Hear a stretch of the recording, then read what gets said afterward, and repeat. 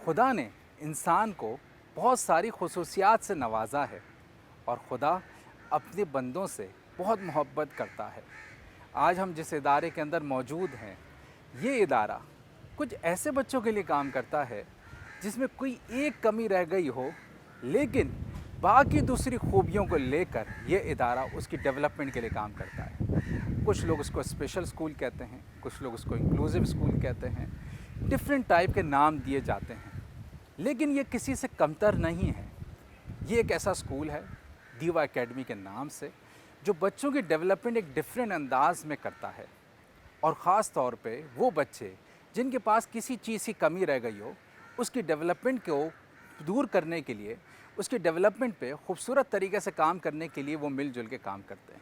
आइए हम मिलते हैं इनकी टीम से और जानते हैं कि किस तरीके से ये बच्चों के साथ उनकी परवरिश पे काम कर रहे हैं और कैसे ये अपने बच्चों को लेके चलते हैं। आइए मुलाकात करते हैं। तो हम मौजूद हैं दीवा एकेडमी के सीईओ रिजवान लोधी साहब के साथ। और सबसे पहले तो सर खुशामदीद कामयाबी का सफ़र के अंदर। और हम कोशिश करते हैं, हमारा मुसलसल एक आगाज़ सफ़र इसी तरीके से चलता है कि हम लोगों से जान सकें, कि आसान बना सकें कि किस तरीके से इदारे हमारे मुल्क के अंदर काम कर रहे हैं और किस तरीके से डेवलप होते हैं और फिर लोगों तक पहुंचते कैसे हैं। सर, दीवा का एक बहुत बड़ा रोल है इस सोसाइटी के डेवलपमेंट के अंदर, ख़ास तौर पे कुछ लोगों के लिए जिन लोगों को उन्होंने बाकायदा जीना सिखाया, देखना सिखाया, इदारे चलाना सिखाए। तो सर, ये दीवा बना कैसे, और थोड़ा सा बता सकें कि आपकी जर्नी इस दीवा के साथ कैसी रही है। जहाँ तक दीवा के स्टार्ट का ताल्लुक़ है, दीवा 1967 में सफ़र का आगाज़ किया दीवा ने, और हेयरिंग इम्पेयर्ड स्टूडेंट्स के हवाले से वर्किंग शुरू की। उस वक्त बहुत कम इदारे थे पाकिस्तान में और उनकी एजुकेशन पे वर्किंग की।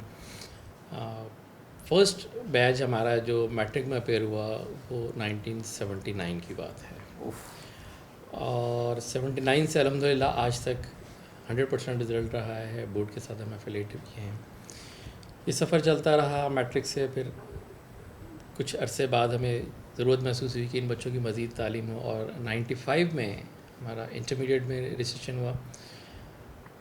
95 में रजिस्ट्रेशन के बाद हमें मीन वाइल कुछ और क्यूरीज आना शुरू हुई, क्योंकि जब तक हम सिर्फ हेयरिंग इम्पेयर्ड बच्चों के साथ काम कर रहे थे, तो और डिसेबिलिटीज़ के बच्चों ने भी हमें अप्रोच करना शुरू किया, उनके पेरेंट्स ने, कि किसी तरह हम उनके लिए भी कुछ इदारा बना सकें। तो मीनवाइल हमने अदर जो भी डिसेबिलिटीज़ हैं उन पे काम शुरू किया, और इंटेलेक्चुअली चैलेंज बच्चों के लिए भी एक पायलट प्रोजेक्ट स्टार्ट किया, जो कि आज एक प्रॉपर एक पूरा एक स्कूल और एक इंस्टीट्यूशन बन चुका है।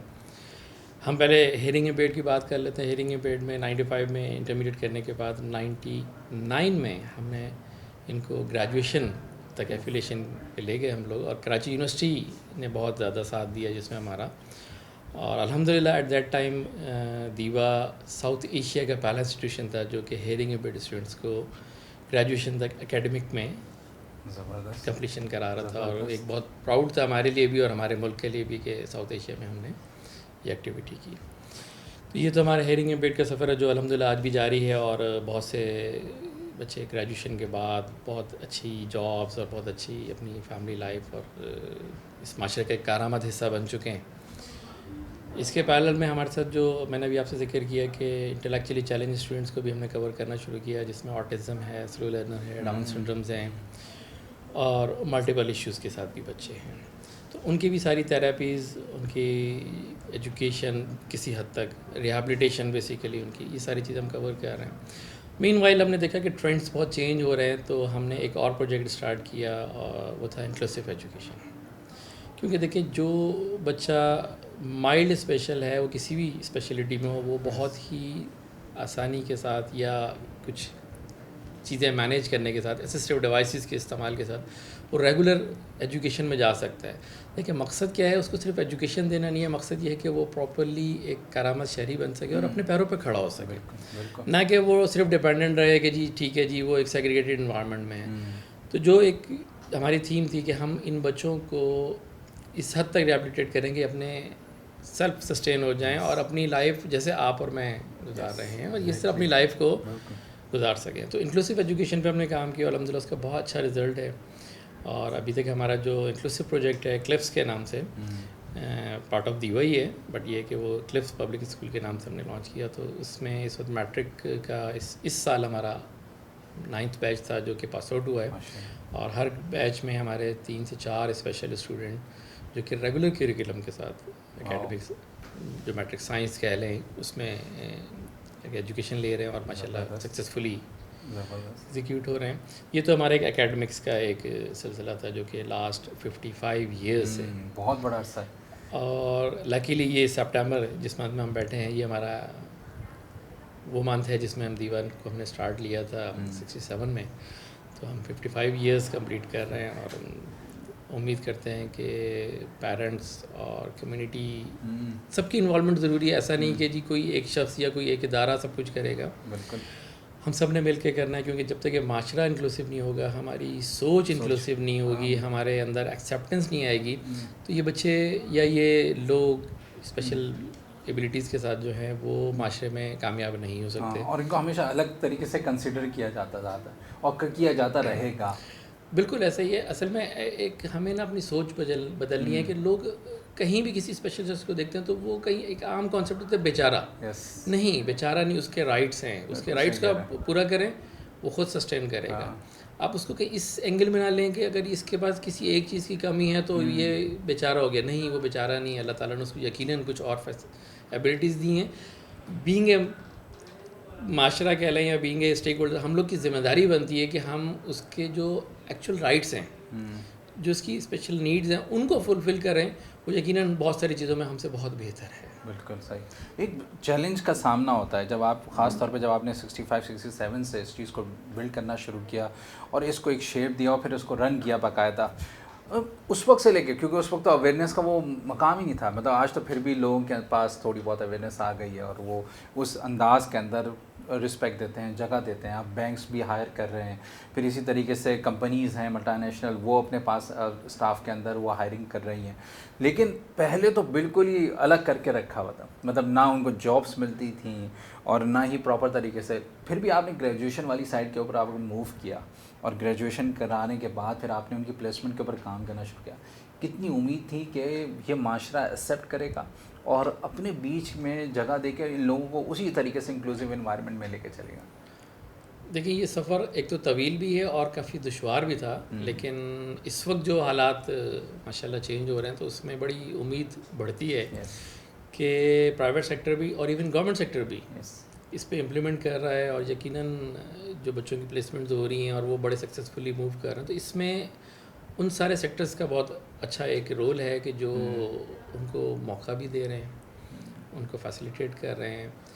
और जहां आप कह रहे हैं कि जी ऐसा दुश्वार था, बिल्कुल दुश्वार था, लेकिन इस वक्त हालात बहुत बदल गए हैं, लोगों में बहुत बेहतर शऊर आ गया है। और कहीं हम इंक्लूजन की तरफ जो जा रहे हैं तो हमारी सिर्फ ऑर्गेनाइजेशन में इंक्लूजन नहीं चाहिए, ओवरऑल माशरे में इंक्लूजन चाहिए, जो कि एक बहुत बेसिक नीड है और हम समझते हैं कि ऐसा हो रहा है। लेकिन इसी के साथ साथ एक ऐसा पहलू भी है जो मैं ज़रूर आपके तवज्जो से कहना चाहूँगा कि इस वक्त जितने भी स्पेशल लोग पाकिस्तान में मौजूद हैं उनमें से सिर्फ 5% स्कूल जा पा रहे हैं, क्योंकि इदारों की बहुत कमी है। ऑर्गेनाइजेशंस हैं लेकिन सिर्फ चंद बड़े शहरों में, और जो हमारा एक अराउंड कोई 60-70% एक तबका जो छोटे शहरों में देहातों में रहता है, उनके पास सहूलियात ना होने के बराबर हैं। तो उनके लिए भी हमें सोचना चाहिए। जैसे कि हम भी अपने प्लान में अब एक्सटेंशंस कर रहे हैं और हम छोटे कैंपसेस बनाना चाह रहे हैं छोटे शहरों में। एटलीस्ट वहाँ स्कूल्स हों, बच्चे अपनी बेसिक एजुकेशन कंप्लीट करें, और सबसे पहले तो वहाँ अवेयरनेस हमें जनरेट करनी है कि उन एरियाज़ में इतनी अवेयरनेस नहीं है, लोगों के अंदर एक्सेप्टेंस नहीं है, लोग स्कूल शायद भेजना नहीं चाह रहे, या कहीं वो भेजना चाहते हैं तो वहाँ सहूलियात है नहीं तो भेज नहीं पाते। हम चाह रहे हैं कि और भी इदारे और हम सब मिल के उन एरियाज़ में काम करें जहाँ पे स्कूल है नहीं, अवेयरनेस नहीं है, सर्विसेज नहीं, इवन डायग्नोस्टिक नहीं है। मतलब अगर आप एक बच्चे को डायग्नोस करते हैं at the age of 10 years तो यकीनन उसकी डेवलपमेंट एज ख़त्म हो चुकी है, अब उसकी प्रोग्रेस बहुत स्लो हो जाएगी। और यही डायग्नोस्टिक अगर हम कहीं at the age of 3 years या 4 years पे कर लेंगे या इससे पहले कर लेंगे तो यकीनन वो 10 साल की उम्र तक पहुँचते वो एक बहुत सारी चीज़ें सीख चुका होगा। तो हम ये चाहते हैं कि हम सब मिल के इनके अर्ली डायग्नोस्टिक पे और अर्ली इनकी एजुकेशन पे काम करें, ताकि ये बच्चे भी जो आज तक स्कूल नहीं गए, क्योंकि एक मुहतात अंदाजे मुताबिक 90% से ज़्यादा बच्चे हैं जो स्कूल नहीं जा पा रहे, तो उनके लिए भी हम मौके फराहम करें। ज़बरदस्त। यही चीज़ को देखते हुए दीवा ने इतने अरसे पहले एक विज़न सेट किया अपना, और उस विज़न के साथ अब तक काम करते जा रहे हैं, और आप लोग नई फैसिलिटी हर और नई चीज़ें ऐड ऑन करते जा रहे हैं साल ब साल। तो आप क्या समझते हैं कि एक आइडियल स्कूल या एक अच्छी जगह जो भी इन्वायरमेंट रन करता है, तो चाहे वो गवर्नमेंट का इन्वायरमेंट हो, चाहे प्राइवेट कोई एनजीओ रन कर रही हो, तो किस तरीके से होना चाहिए, और आप कैसे देख रहे हैं कि अब दीवा को और एक्सपेंड कैसे करेंगे फैसिलिटी वाइज? देखिए, जहाँ तक स्कूल्स का ताल्लुक है, तो स्कूल्स में एकेडमिक के साथ साथ सिर्फ तालीम ना हो, उसकी तरबियत भी हो, उसकी एथिकल, उसकी करैक्टर बिल्डिंग, और प्लस एक चीज़ बड़ा आजकल मैं समझता हूँ कि शायद हम कहीं इग्नोर कर रहे हैं, स्पोर्ट्स। बच्चों के साथ स्पोर्ट्स एक्टिविटीज़ बहुत होनी चाहिए, उनका विजन, उनका फिज़ीक, ये सारी चीज़ें भी कवर होनी चाहिए। और स्पोर्ट्स में भी आप जो पेटेंट 2-3 स्पोर्ट्स हैं उसमें नहीं जाएं। मेरी ज़ाती राय ये है, जो कि हम प्रैक्टिकली कर भी हम देख रहे हैं, यकीनन उन स्पोर्ट्स की तरफ जाएं जिसमें बच्चा फिज़िकली ज़्यादा इन्वॉल्व होता है, like swimming, like athletics, archery, इस तरह की चीज़ों में जाएं जिसमें बच्चा फोकस भी हो, फिज़िकली इन्वॉल्व भी हो, और उसका आउटकम जो है उसके मेंटल और फिज़िकल हेल्थ दोनों में आए। तो इन स्पोर्ट्स की तरफ हमें जाना चाहिए, और प्रॉपर प्रोफेशनली जाना चाहिए। देखिए, उसमें सिर्फ स्पोर्ट्स नहीं है, उसका जैसे मैंने कहा फिजिकल और मेंटल हेल्थ भी है, उसका डिसिप्लिन भी है, और उसका टारगेट अचीव करने का कॉन्सेप्ट भी है। तो ये सारी चीज़ें हम अगर कवर करेंगे तो अल्टीमेटली ये उसके एकेडमिक्स पे भी यकीनन बहुत बेहतर इम्पैक्ट देगा, जिससे वो सक्सेसफुली अपने टारगेट्स को अचीव कर सके और प्रॉपर्ली फंक्शन कर सकेगा, और उस तरीके से जिस तरीके से जहाँ पे उसको जैसी चैलेंज का सामना हो उसके अंदर वो अडॉप्ट करके उस चीज़ को प्रॉपर्ली सीख सके। क्योंकि जो इस तरीके से आप गेम्स को शामिल करते जा रहे हैं अपने उसके स्कूल के अंदर, और करिकुलम का भी पार्ट बनाते जा रहे हैं कि भाई किसी तरह बच्चे सीखते जाएँ, ईयरली एक्टिविटीज़ होती चली जाए। इसी बेस के ऊपर हम गवर्नमेंट के पॉइंट ऑफ व्यू से बहुत सारे चैलेंजेस हमें देखने को मिलते हैं कि हमारे यहाँ इदारे उस तरीके से फ़ाल नहीं है जिस तरीके से होना चाहिए। तो आप क्या समझते हैं कि क्या सपोर्ट फर्दर चाहिए होती है स्कूल्स को, जो ख़ास तौर पे स्पेशल स्कूल्स रन कर रहे होते हैं या इंक्लूसिव स्कूल्स रन कर रहे होते हैं, उनको कैसी सपोर्ट चाहिए होती है ताकि उनका काम आसान हो जाए और वो और ज़्यादा एक्सपेंड कर सकें इजीली? बिल्कुल, देखिए, सपोर्ट की ज़रूरत तो बहुत है, और फाइनेंशियल सपोर्ट के अलावा टेक्निकल सपोर्ट भी बहुत सी ज़रूरी है। क्योंकि देखिए, बहुत से बच्चे अफोर्ड नहीं कर सकते, उनको यकीनन हमें नॉट फॉर प्रॉफिट के मॉडल पे काम करना होता है ताकि वो बच्चे आएँ और उनकी जो फैसिलिटीज़ हैं उनको वो पे ना करना पड़े, और वो कम से कम नॉमिनल पे या फ्री ऑफ कॉस्ट वो काम कर सकें, उसको सीख सकें। तो इसमें गवर्नमेंट का बहुत इंपॉर्टेंट रोल है। गवर्नमेंट किसी हद तक सपोर्ट कर भी रही है, उनके अपने भी बहुत से ऑर्गेनाइजेशन इदारे हैं, कुछ बहुत मुनासिब चल रहे हैं, कुछ में मज़ीद बेहतरी की गुंजाइश है, कुछ मतलब आपको भी अंदाज़ा है कि बहरहाल इदारे हैं, काम कर रहे हैं, लेकिन गवर्नमेंट को और दीगर स्टेक होल्डर्स को चाहिए कि वो मज़ीद अपनी परफॉर्मेंस या अपनी एक कनेक्टिविटी को बढ़ाएं।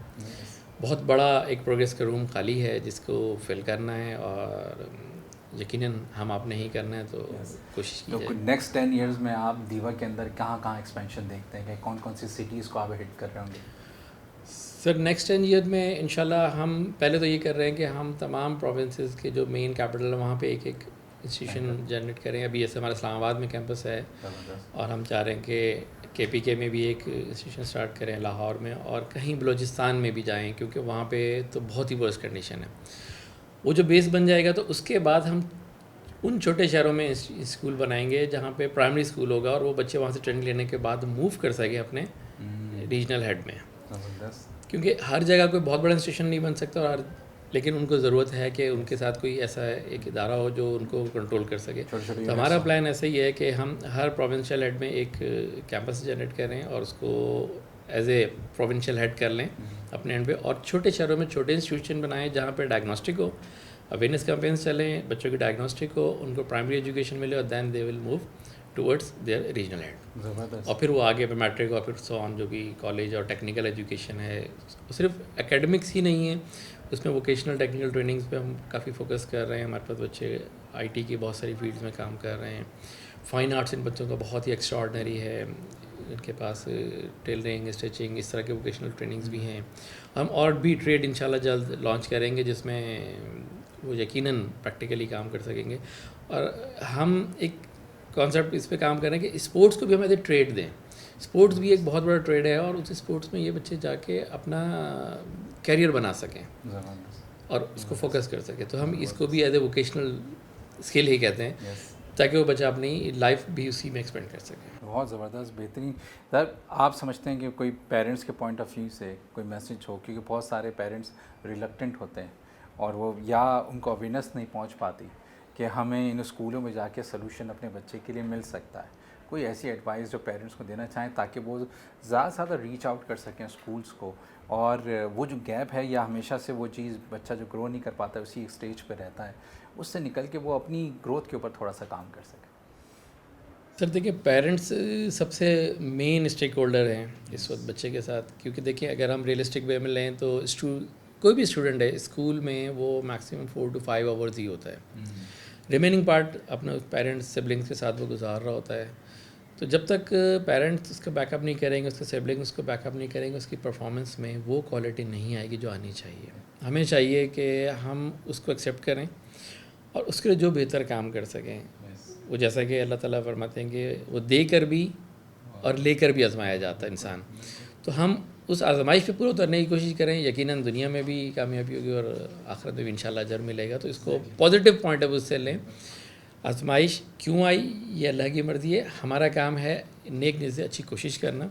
आई होप के पेरेंट्स अगर इसको खुले दिल से एक्सेप्ट कर रहे हैं तो यकीनन बहुत सी सक्सेस स्टोरीज़ हैं जो हम देखते हैं कि वो बच्चे जिसके लिए शुरू में शायद कहा जाता था कि ये तो कुछ भी नहीं कर सकेगा और वो एक बहुत प्रॉपर नॉर्मल लाइफ गुजार रहा है। शुक्रिया सर, बहुत शुक्र ज्वाइन करने का। इसी सिलसिले को देखते हुए हम क्या करते हैं, अब दीवा का एक हम छोटा सा टूर करेंगे और हम हर फैसिलिटी के अंदर जाके देखेंगे किस तरीके से टीचर्स और बच्चे अपनी डेवलपमेंट को लेके चल रहे हैं, और बड़ा खूबसूरत अंदाज़ है, आपको भी मज़ा आएगा। तो कहीं जाइएगा नहीं, एक ब्रेक के बाद वापस आते हैं हम और हम दीवा एकेडमी का छोटा सा टूर करेंगे।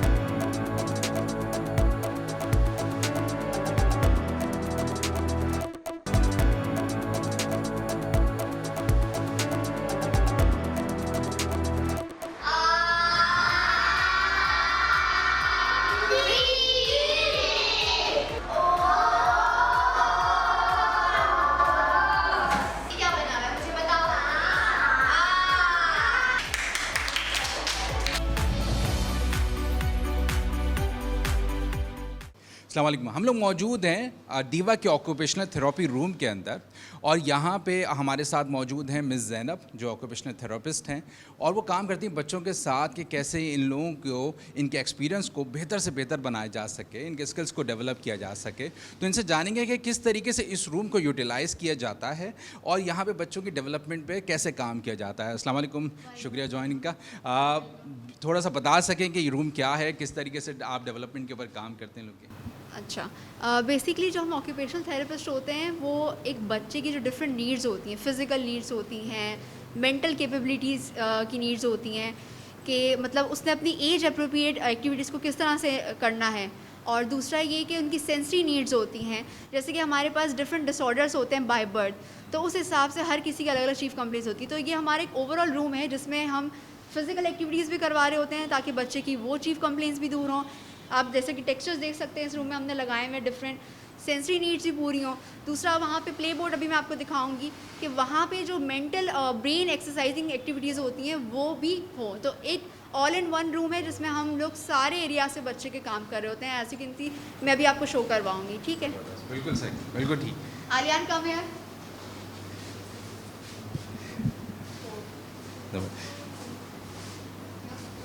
Aliyan green ring, green. अच्छा, कम है।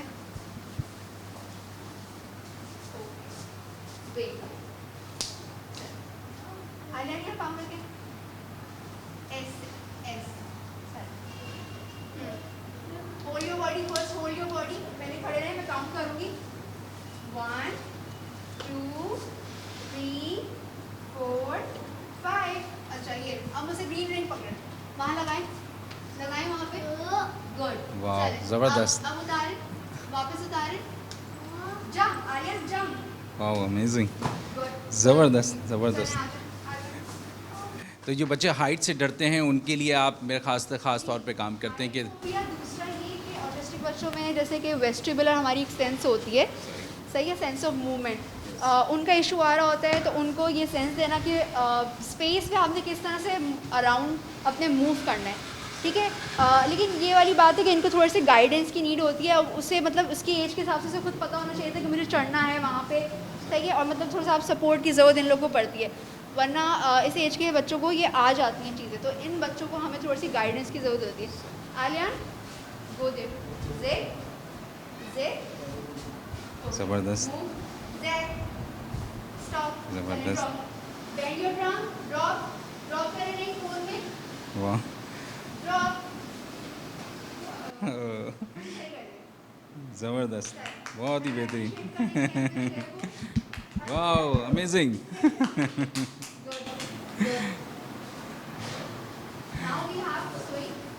सही। स्विंग पे हमारे पास जो है जैसे कि प्रोप्रियोसेप्शन एक सेंस होती है हमारे पास, पीछे सही सो के बैठे हैं, उसके ऊपर हम लोग ट्रीट कर रहे होते हैं कि उनको किस तरह से जो है वो अपनी फेयर डीलिंग को ट्रीट करना है यहाँ पे, और अपनी जो है अब जैसे मैं स्विंग मूव करूँगी तो कुछ बच्चों को फेयर होता है कि हमने किस तरह से बैलेंस करना है, साइड वेज या अप फॉरवर्ड या बैकवर्ड, इस चीज़ को हम लोग डेवलप करवा रहे होते हैं। दूसरा ही के साथ में सामने मैं कोई एक्टिविटी रख दूँगी तो इसमें क्या है कि मल्टीपल कमांड्स इन्वॉल्व हो गई, कि एक तो उसको स्विंग में अपने आप को बैलेंस करना है, दूसरा उसकी सेंसरी नीड पूरी हो रही है, एक उसको प्लेजरेबल जो है वो फील आ रही है, दूसरा ये कि मैं सामने कोई एक्टिविटी रख दूँगी तो उसने मुझसे वहाँ लेनी है, ड्रॉप करनी है, तो इसमें उसकी सारी सेंसेस इन्वॉल्व हो रही है, तो ये एक ऑल इन वन एक्टिविटी हो गई। पकड़ के रखना है और डाले।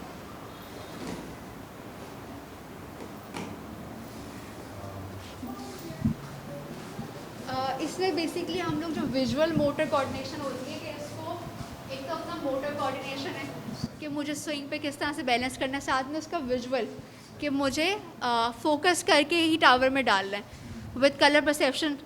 आलियान ऑरेंज, चलें डालें, वेट, आलियान बाहू पर नहीं लगा डालो, बहुत ही ज़बरदस्त, ठीक है, ग्रीन, वाह, वाह, अमेजिंग। आ जाए नेक्स्ट एक्टिविटी आ जाए।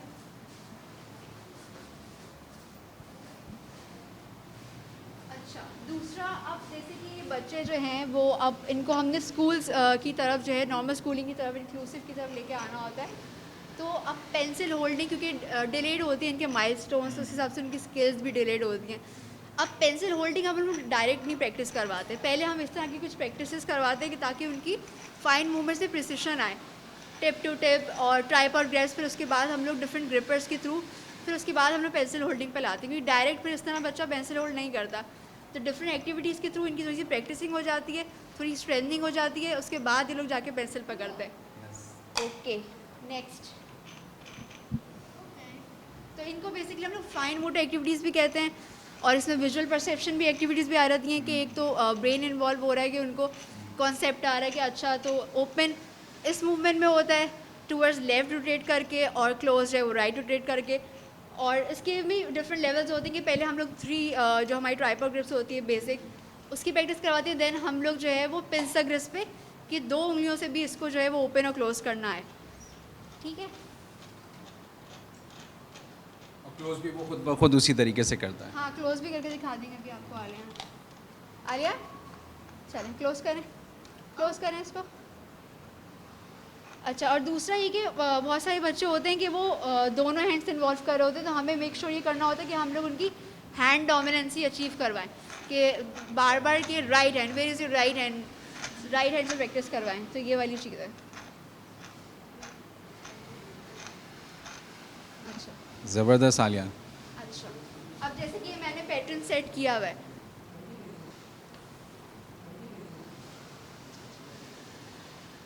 रो 3 सर्कल्स 1 2 3, चल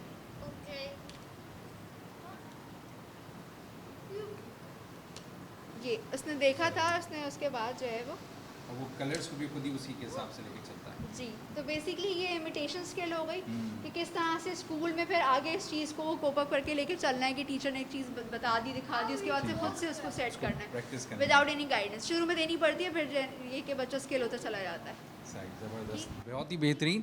और मेरे ख्याल में जो बच्चे सीखते हैं और वो अपनी लाइफ के अंदर, क्योंकि ये चीज़ डेवलप नहीं हो पाती, जब डेवलप प्रैक्टिस के साथ होती चली आती है तो अपने लाइफ के अंदर प्रॉपरली इम्प्लीमेंट कर सकते हैं। तो बड़ी ज़बरदस्त प्रैक्टिसेस हैं। आइए जानते हैं और क्या क्या होता है यहाँ पर और दूसरे रूम्स के अंदर क्या नई चीज़ें सिखाई जा रही हैं। आइए चलते हैं इस तरफ।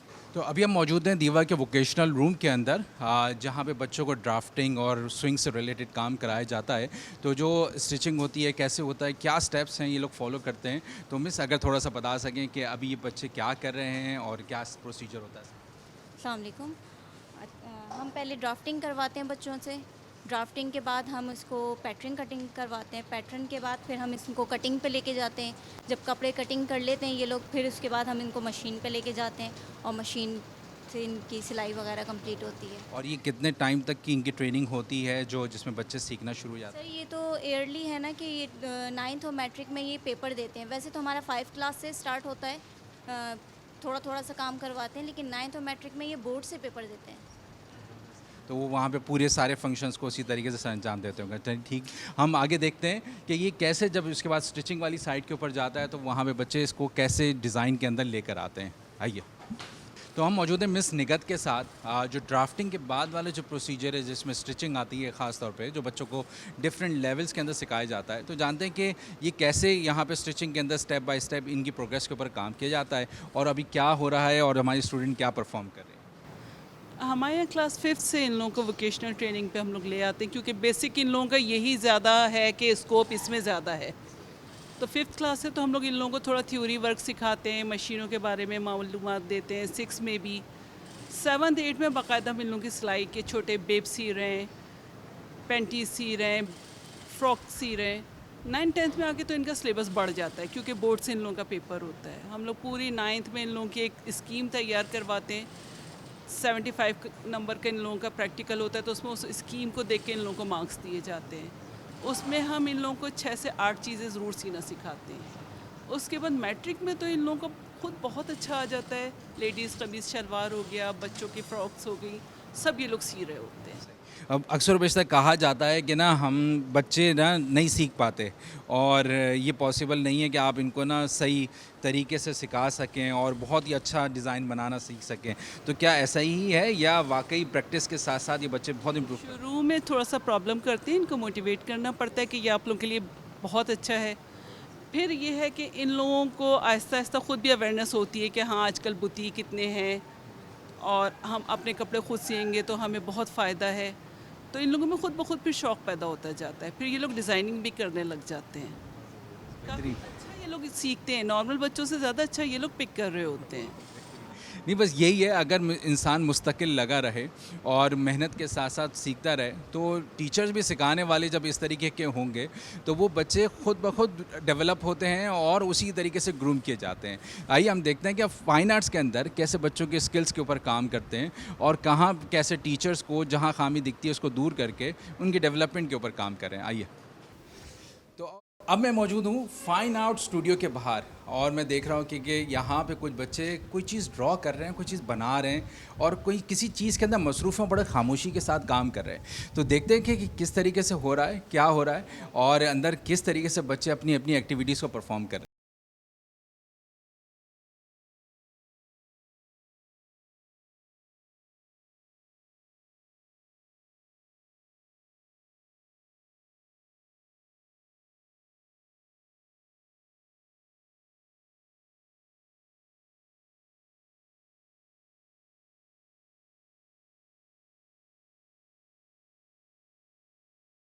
कुछ तालिबात हैं जो बैठ के अपना काम कर रही हैं, इसी तरफ कुछ तालिब इल्म हैं जो अपनी चीज़ों को ड्रॉ कर रहे हैं। इसके साथ साथ बड़ी खूबसूरत पेंटिंग्स मौजूद हैं जो इन लोग की डिज़ाइन की हुई यहाँ पे लगाई गई हैं, बाकायदा आविज़ा की गई हैं।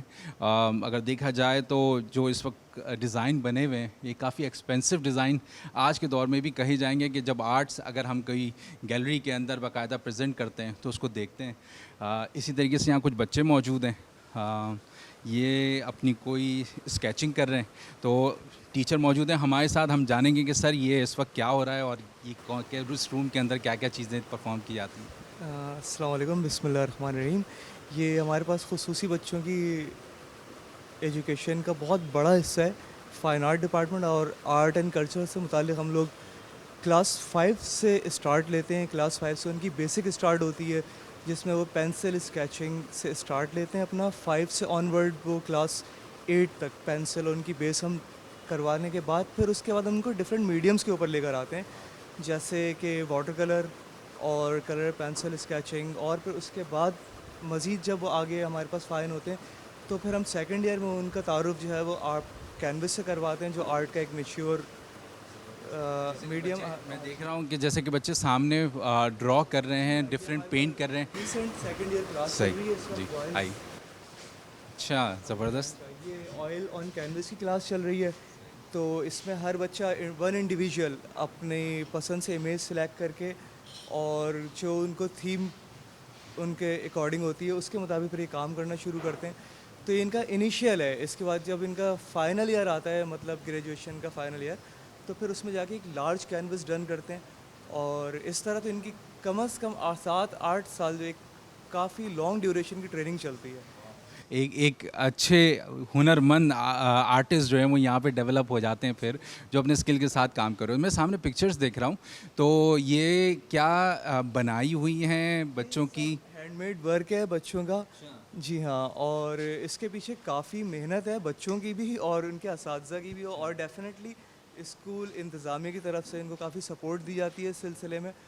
और बहरहाल टैलेंट जो है ना हमारे पास, उसकी कमी नहीं है। हमारे पास स्टार्स बनते हैं हर साल, कोई ना कोई इस तरह के लोग आते हैं। बेहतरीन। ये जिन्ना की तस्वीर है और इसको अगर हम गौर से देखें तो इसमें कोई चीज़ दिखती नहीं है कि जो कमी बेशी हो। तो क्या वाकई इन्हीं बच्चों ने बनाई है? जी हाँ, ये बिल्कुल अनबिलीवेबल है, लेकिन ये बिलीव करना पड़ेगा। यकीनन ये बच्चों की काविशें हैं और इसके पीछे एक काफ़ी इनका लॉन्ग ड्यूरेशन की इनकी मेहनत है इनकी। बेहतरीन। ये इस तरीके से अगर हम देखें तो कहते हैं लोग कि ना ये बच्चे कुछ कर नहीं सकते, ये बच्चे बड़े डिफरेंट हैं और ये बच्चे जो है ना हमारे पास स्पेशल हैं, इन लोग को दूसरों से मुख्तलिफ लेके चला जाए। तो जैसे हम इस चीज़ को फोर्स शुरू से करते हुए आए गुफ्तगू के अंदर कि जो इंक्लूजन वाली साइड है, हर एक के पास एक अपनी स्ट्रेंथ होती है और हर एक के पास अपनी वीकनेस होती है। तो जब वो अपनी स्ट्रेंथ को प्रॉपर्ली यूटिलाइज़ कर लेते हैं तो वो बच्चे उसी तरीके से स्किलफुल अंदाज के अंदर अपने आइडियाज़ को, अपने पोटेंशियल को एक्सप्रेस कर सकते हैं।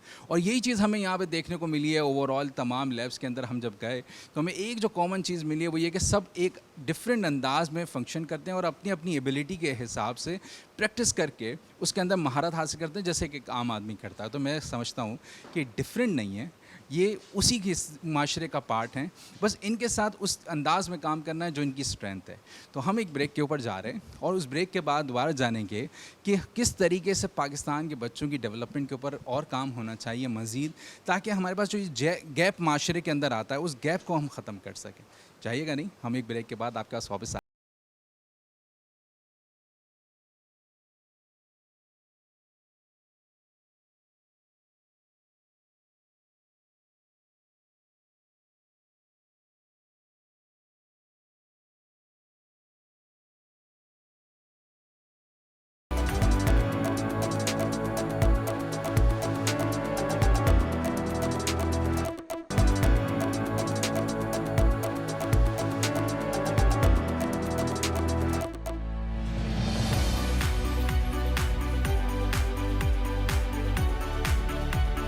अस्सलाम वालेकुम, वेलकम टू कामयाबी का सफ़र। और अभी हम मौजूद हैं मिस मुसर्रत के साथ और जो प्रिंसिपल हैं दीवा की, और इनसे पूछते हैं कि अभी क्या चीज़ है। हम एक ऑडियोलॉजी रूम के बाहर खड़े हुए हैं और ये ऑडियोलॉजी रूम के अंदर क्या होता है, तो जानते हैं कि मिस अगर थोड़ा सा बता सकें। हमारे पास जब बच्चा आता है एडमिशन के लिए, तो at the time of admission हम सबसे पहले हम उसका हेयरिंग टेस्ट करते हैं।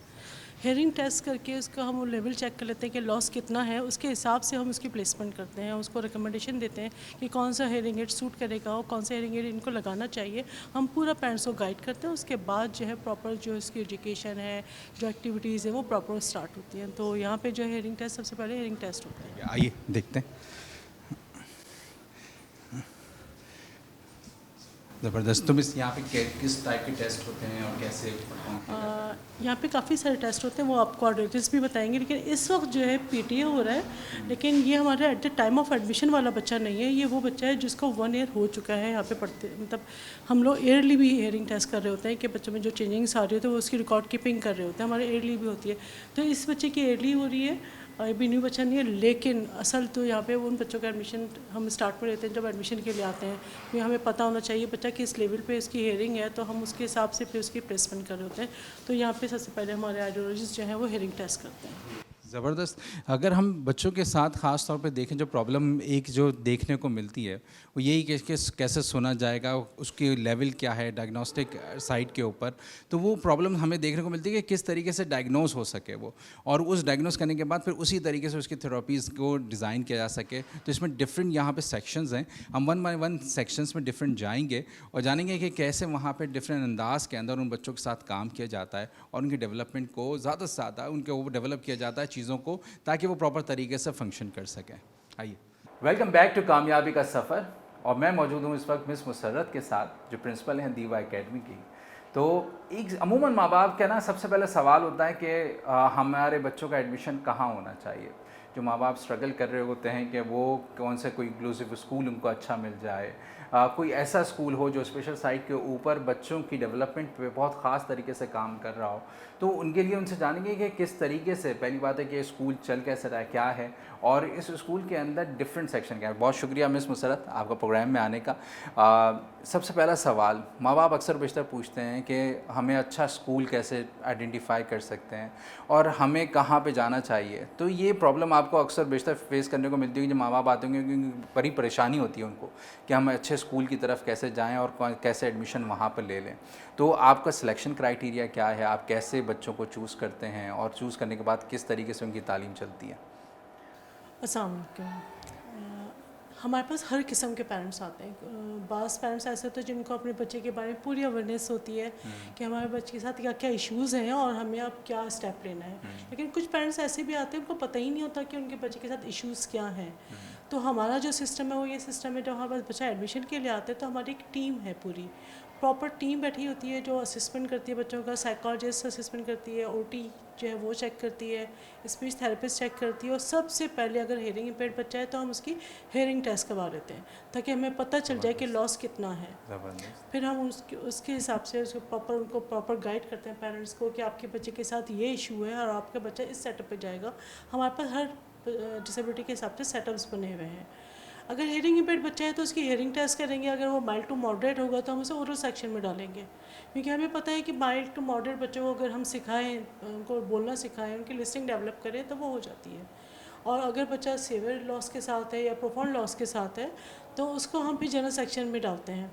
लेकिन कभी कभार ऐसा होता है कि प्रोफाउंड और सीवियर लॉस के बच्चे अगर इनिशियल स्टेज में हेयरिंग एड लगा लें और उनकी स्पीच थेरेपी स्टार्ट हो जाए तो वो भी डेवलप कर सकते हैं।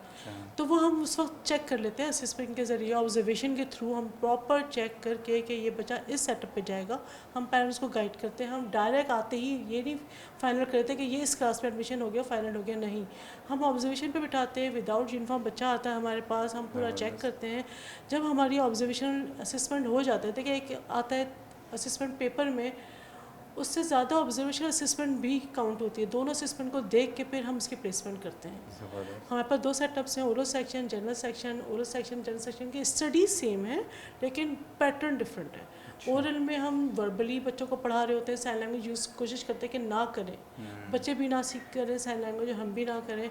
और जनरल सेक्शन में हम टोटल कम्युनिकेशन के थ्रू पढ़ा रहे होते हैं, जिसमें हमारी टीचर बोलती भी है, जेस्चर्स भी यूज़ करती है, साइन लैंग्वेज भी यूज़ करती है। जहाँ जहाँ बच्चों को समझाने में जिस जिस एरियाज़ की नीड होती है हम वो कवर करते हैं। ओरल सेक्शन में ये होता है कि हम विजुअल होते हैं, ये बच्चे हेयरिंग इम्पेयर्ड बच्चे विजुअल होते हैं, हम सुन के समझ रहे होते हैं, ये देख के समझ रहे होते हैं। तो हम कोशिश करते हैं कि हम टीचिंग एड्स के थ्रू इनको पढ़ाएं, इनको मॉडल्स के ज़रिए पढ़ाएं, चार्ट के ज़रिए पढ़ाएं, फ्लैश कार्ड के ज़रिए पढ़ाएं, तो इनकी प्रॉपर एजुकेशन स्टार्ट हो जाती है।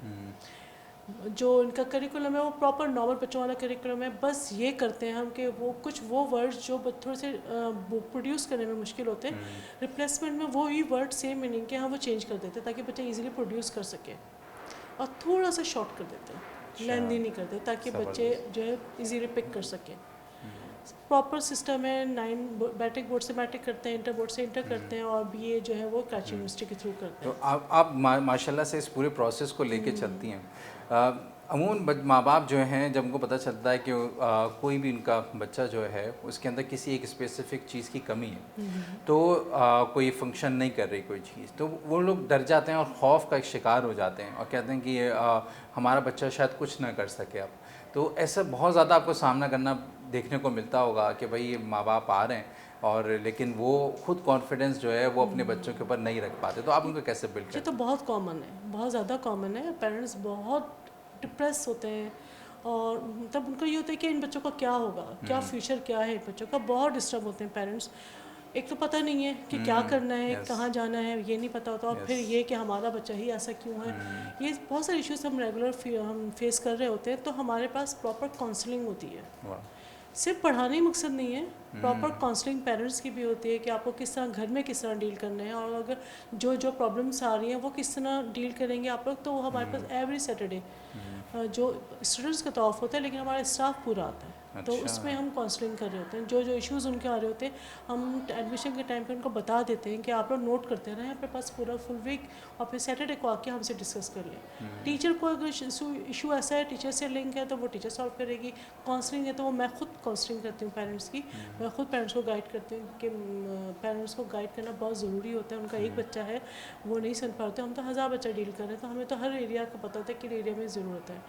हमारे सेटअप पे ये है कि हमारे सेटअप पे तमाम एरियाज़ पे काम होता है। अगर बच्चा लर्निंग इश्यूज़ के साथ आ रहा है, वो नहीं कप अप कर पा रहा है इस स्टडी में, तो हमारा उसका हम ट्रांसफ़र कर देते हैं दूसरे सेटअप पे, लर्निंग इश्यूज़ वाले सेटअप पे ट्रांसफ़र कर देते हैं। और अगर ऐसा बच्चा आ गया जो बहुत जल्दी पिकिंग पावर्स कितनी फास्ट है, वो जल्दी पिक कर रहा है और वो इस लेवल पे आ गया कि मेन स्ट्रीमिंग में चला जाए, तो हम अपने इंक्लूसिव सेटअप पे शिफ्ट कर देते हैं। हम ये नहीं करते कि बच्चे को एक ही सेटअप पे बिठा के चाहे काम हो रहा हो ना हो रहा हो, बच्चा कुछ सीख रहा हो ना सीख रहा हो, हम चलाए जा रहे हैं। नहीं, ऐसा नहीं है। हम उनको प्रॉपर उनके हिसाब से प्लेसमेंट कर देते हैं। हमारे हर किस्म के सेटअप से हम जो बच्चा जिस सेटअप पे फिट होता है हम वहाँ शिफ्ट कर देते हैं। अल्हम्दुलिल्लाह हमारे तमाम सेटअप से ट्रेन स्टाफ है, वो बच्चों को अच्छा डील कर लेता है।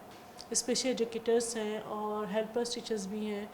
और एक हमने हियरिंग इम्पेयर्ड बच्चों का प्रॉपर एक सेटअप बनाया हुआ है कि इनकी वोकेशनल ट्रेनिंग भी साथ में होती है। वाह, क्योंकि सिर्फ पढ़ लिख के तो ये कुछ भी नहीं कर सकते बिल्कुल, जब तक कि बिल्कुल और ऐसे ही। एरियाज़ में इन पे काम ना हो। तो हमने वोकेशनल ट्रेनिंग स्टार्ट कर दी ताकि इन फ्यूचर ये अपना एक लाइफ बना सके।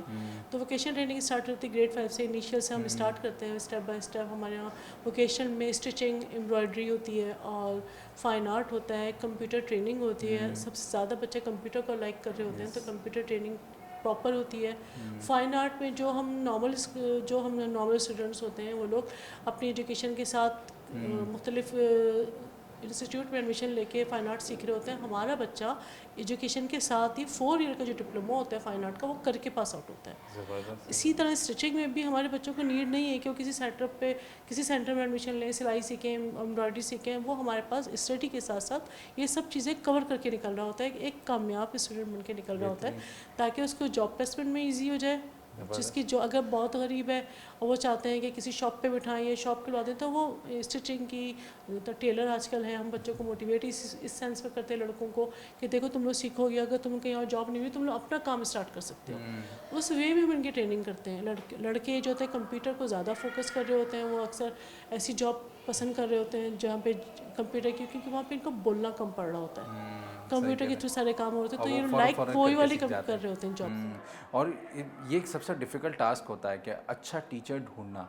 तो ये आप, क्योंकि सबसे ज़्यादा मजबूरी है माशरे के अंदर इस वक्त, टीचर्स की तादाद बहुत कम है, तो आप लोग कैसे सिलेक्ट करते हैं? और ये अच्छे ट्रेनर्स आपको, क्योंकि अभी हम लोगों ने विज़िट भी किया, जिस बेहतरीन अंदाज में आपके टीचर्स आप स्टूडेंट्स के साथ काम कर रहे हैं, तो ये कैसे सिलेक्शन क्राइटेरिया बनता है? और आप टीचर्स की सिलेक्शन आसान काम है या एक सबसे डिफ़िकल्ट जॉब है?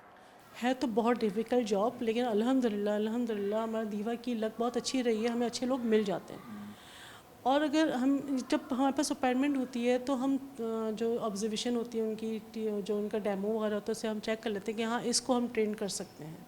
हमारी अपनी ट्रेनिंग्स होती हैं। स्पेशल एजुकेटर है वो तो कराची यूनिवर्सिटी से ट्रेन होकर आ रहे हैं, लेकिन थ्योरी में और प्रैक्टिकल में बहुत फ़र्क होता है, तो वो हम चेक कर लेते हैं जब उनका डेमो होता है, उसके हिसाब से फिर हम उनको ट्रेन करते हैं। एवरी सैटरडे जो जहाँ तक काउंसलिंग होती है, तो हमारी एक क्लास टीचर्स ट्रेनिंग की भी होती है। एवरी सैटरडे हम टीचर्स को ट्रेन भी कर रहे होते हैं, ड्यूरिंग क्लास भी ट्रेन कर रहे होते हैं और कंबाइन बिठा के भी ट्रेन कर रहे होते हैं, क्योंकि बच्चों को डील करके हर टीचर को पास छोड़ना नहीं है आसान। अगर प्रॉपर टीचर है, प्रॉपर पढ़ा रहे तो फ़ायदा है। तो हम टीचर्स ट्रेनिंग करवाते हैं। जो समर ब्रेक आती है उसमें हम टीचर्स ट्रेनिंग कराते हैं, विंटर ब्रेक आती है उसमें टीचर्स ट्रेनिंग कराते हैं। हमारे अपने लोग जो हैं सीनियर्स हैं वो ट्रेनिंग दे रहे होते हैं टीचर्स को। तो अल्हम्दुलिल्लाह ये चीज़ हमारी कवर हो जाती है। तो एक तो है कि जब आप टीचर्स के साथ यहाँ पे बच्चों को बाकायदा सारी एजुकेशन प्रोवाइड करते हैं, माँ बाप जो हैं वो अपने रोल को, या अगर हम देखें आखिर के अंदर कि अब माँ बाप सबसे ज़्यादा स्ट्रगल करते हैं उस चीज़ के अंदर कि हमें इस बच्चे को अपने घर के अंदर कैसे लेके चलना है।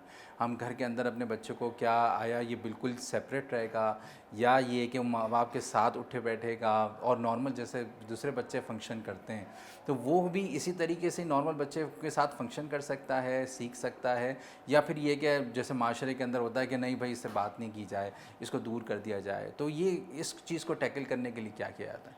अच्छा, ये सब चीज़ें ना पहले बहुत कॉमन थी, लोगों को पता ही नहीं था कि लोग ये करते थे कि इन बच्चों को बाहर ही नहीं निकालते थे, छुपा के रखते थे, फैमिली भी किसी को पता ना चल जाए कि उनका बच्चा स्पेशल है। तो ये पहले बहुत कॉमन था। अब अल्हम्दुलिल्लाह अवेयरनेस लोगों को आती जा रही है और हमारी जो जिम्मेदारी हम वो कर रहे हैं कि हम उनको अवेयर करते रहते हैं कि अगर आपने इस बच्चे की एक्स्ट्रा केयर की तो क्या उसके नुकसान आते हैं, या आपने इग्नोर किया तो उसके क्या नुकसान आते हैं। इन बच्चों के सामने नॉर्मल बच्चों को ज़्यादा फोकस कर दिया तो कॉम्प्लेक्स में चले जाएंगे ये बच्चे। तो ये ट्रेनिंग हम पहले ही देना शुरू कर देते हैं पेरेंट्स को, क्योंकि इसके बगैर बच्चे, हम सिर्फ स्कूल में बुला लें, स्कूल से पढ़ के चले जाए तो बच्चा कभी भी एक सक्सेसफुल लाइफ नहीं गुजार सकता जब तक वो घर में, हमारे टीचर्स को हर बच्चे का पता होता है कि घर में उसकी लाइफ क्या है।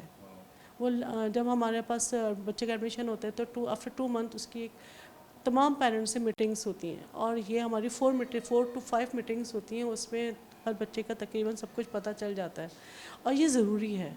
जब तक आपको घर की लाइफ का नहीं पता कि बिहेवियर कैसा है माँ बाप का, बहन भाइयों का कैसा बिहेवियर है, तो हम कुछ भी नहीं कर सकते। यहाँ जो हमारा काम है वो हम पूरा करें। हमारा बच्चा आ रहा है बहुत हैप्पी है क्योंकि हमारे पास एक्टिविटी बेस्ड लर्निंग है। हम स्पोर्ट्स करवाते हैं, स्पोर्ट्स में जो नॉर्मल बच्चों को सिखाया जा रहा है वो हम सब सिखाते हैं, क्योंकि ये बच्चे किसी से कम नहीं है, किसी से कम नहीं है कि हम इन्हें सिलेक्टेड चीज़ें करें। हम हर चीज़ सिखाते हैं। स्विमिंग पूल हमारा था, अभी आजकल उसमें रेनोवेशन हो रही है, तो स्विमिंग सिखाते हैं हम। स्पोर्ट्स में तमाम जो जितने भी स्पोर्ट्स हैं, फुटबॉल है, बास्केटबॉल है, क्रिकेट है, हर चीज़ सिखाते हैं हम इनको। मैंने तीर कमानी करते हुए जी बच्चों को बिल्कुल, देखा। इसमें तो बहुत इंटरेस्ट लिया। अच्छा, ये तीर कमानी हम बच्चों को, हियरिंग इम्पेयर्ड बच्चों को तो सिखा रहे हैं, लेकिन जो हम लर्निंग इश्यूज़ वाले बच्चे हैं उनको ज़्यादा फोकस करते हैं, क्योंकि हमने नोट किया कि जब से हमारे बच्चे ये वाली ट्रेनिंग ले रहे हैं तो फोकस करना सीखें। फोकस करना है किसी चीज़ पे, क्योंकि आपने देखा होगा वो गेम ही फोकसिंग का है। फोकस करेगा तो बच्चा तीर चलाएगा, नहीं चलाएगा। तो हमें उससे बहुत फ़ायदा हुआ। और गेम्स वगैरह से ये होता है कि बच्चा कूल डाउन होता है, थोड़ा सा उसका जो स्ट्रेस हो रहा होता है वो निकल रहा होता है, आपस में फ्रेंडशिप हो रही होती है। हमारे पास ये हाल है कि हमारे पेरेंट्स का ये होता है कि सैटरडे भी ऑफ ना करें, संडे भी ऑफ ना करें, वेकेशंस ना दें, समर वेकेशंस ना दें। तो हम हियरिंग इम्पेयर्ड बच्चों को देते हैं सब चीज़ें, लेकिन हमारा जो लर्निंग इश्यूज़ वाले बच्चे, जहाँ पे मेंटल इश्यूज़ के साथ ऑटिस्टिक बच्चे हैं, डाउन सिंड्रोम बच्चे हैं, माइक्रोसेफेलिक हैं, बहुत सारे डिसेबिलिटीज़ के बच्चे हैं, उनको हम समर ब्रेक नहीं देते क्योंकि वो घर पे खुश ही नहीं होते, तो यहाँ आके खुश होते और वो यहाँ पे साथ साथ टाइम बिल्कुल। गुजारते हैं। तो उनको नहीं देते, उनको बुला लेते हैं ताकि पेरेंट्स को भी एक रिलैक्स मिले, क्योंकि हम 4 घंटे में इन बच्चों को डील करते हैं तो हमें पता चलता है कि टफ़ टास्क है। तो घर में तो पूरा वक्त गुजारना है, तो इसलिए फिर हम उनको भी सहूलतें देते हैं। सही, ज़बरदस्त। लास्ट में क्योंकि अभी भी अवेयरनेस की बहुत शिद्दत से ज़रूरत है, अगर हमें काम किया जाए पूरे पाकिस्तान के अंदर, अभी भी कुछ जगहों पे हमें इग्नोरेंस मिलती है देखने को। तो कोई मैसेज जो आवाम के लिए देना चाहती हूँ, आप मदर्स के लिए देना चाहती हूँ, जो आप समझती हैं कि ताकि इन लोगों के लिए एक इंक्लूसिव एनवायरनमेंट बन सके और वो अपने आप को ऑड वन आउट ना फील करें, तो कोई मैसेज आप चाहती हूँ कि लोगों तक पहुँचे? मैंने बहुत दफ़ा इंटरव्यूज़ वगैरह जहाँ भी दिए, मैंने सब जगह यही बात की कि अवेयरनेस प्रोग्राम्स होने चाहिए थ्रू मीडिया। मतलब हमारे जो चैनल्स बच्चे लोग शौक से देख रहे होते हैं, वो फेमस चैनल्स, तो वो लोग एक ऐसा रिकॉर्डिंग करें, एक टाइम फिक्स कर लें कि रेगुलर बेस पे या वीकली, ट्वाइस अ वीक ज़रूर एक डिसेबिलिटी की अवेयरनेस दें। और हॉस्पिटल्स में ट्रेनिंग्स हो कि जब हॉस्पिटल में बच्चा डिलीवर होता है तो बहुत सारे टेस्ट ऐसे हैं जो उसी वक्त पता चल जाता है। डाउन सिंड्रोम बच्चे का पता चल जाता है, हेयरिंग का हम टेस्ट कर सकते हैं, और बहुत सारी चीज़ें जिनके हम टेस्ट करके पता कर सकते हैं। तो डॉक्टर्स का काम है कि वो पेरेंट्स को गाइड करते हैं। हमारे यहाँ कुछ सेटअप्स पे हो रहा है, हॉस्पिटल्स में हो रहा है, कुछ हॉस्पिटल्स में नहीं हो रहा, तो वो पेरेंट्स को पता ही नहीं होता कि कहाँ जाना है, क्या करना है। तो हॉस्पिटल बेस्ड और मीडिया के थ्रू अवेयरनेस ज़रूर होनी चाहिए कि पता हो लोगों को कि किस डिसेबिलिटीज़ के साथ क्या काम करना है। बहुत शुक्रिया मिस मुशर्रफ आपका प्रोग्राम में आने का। इसी चीज़ को देखते हुए अगर आप अपने आप को देखें और मैं अपने आप को देखूं तो हम सब में कोई ना कोई कमी और ख़ामी है। इसका हरगिज़ मतलब ये नहीं कि हम किसी एक फंक्शन के अंदर एक्सीलेंस हासिल नहीं कर सकते। बिल्कुल इसी तरीके से कुछ बच्चे हमारे माशरे के अंदर हैं जिनके पास किसी एक चीज़ की कमी है, लेकिन इसका मतलब ये बिल्कुल नहीं है कि वो माशरे से बिल्कुल हट गए और उनको बिल्कुल अलग तरीके से ट्रीट किया जाए। खुदा ने भी हमें यही सिखाया है, नबी ने भी हमें यही सिखाया है, और जितने लोग हमारे पास गुज़रे हैं तारीख़ के अंदर, उन सब लोग की तालीमात के अंदर जो हमें एक कॉमन चीज़ मिली है कि सबको उसी के अंदाज़ के हिसाब से ट्रीट किया जाए और सबको एक इंसानियत के दायरे में रहकर सबके साथ सलूक किया जाए ताकि वो बेहतर से बेहतर होता जाए और वो अपनी ज़िंदगी को अच्छे तरीके से गुजार सके। खुदा की मखलूक के सारे और सबका ख्याल करें और सीखें ज़रूर। हमें डे बाय डे ख़ुद भी सीखना चाहिए कि कैसे हमें माशरे को उन लोगों के लिए जिन लोगों के लिए मुश्किल थोड़ा सा माशरा बना दिया गया है, उनके लिए हमारा इन्वायरमेंट थोड़ा सा इंक्लूसिव हो सकता है और वो हमारे साथ बढ़ चढ़ के हिस्सा ले सकते हैं दूसरी एक्टिविटीज़ के अंदर। इंशाल्लाह फिर हम आपसे नेक्स्ट मिलेंगे कामयाबी के सफ़र के नए एपिसोड के साथ, एक नई स्टोरी के साथ, जहाँ पे लोग अपनी ज़िंदगी के अंदर दूसरों की लाइफ के अंदर इम्पैक्ट लेकर आ रहे हैं। इजाज़त दीजिए डॉक्टर मोहसिन को कामयाबी का सफ़र से। इंशाल्लाह जल्द आपसे मुलाकात होती दोबारा।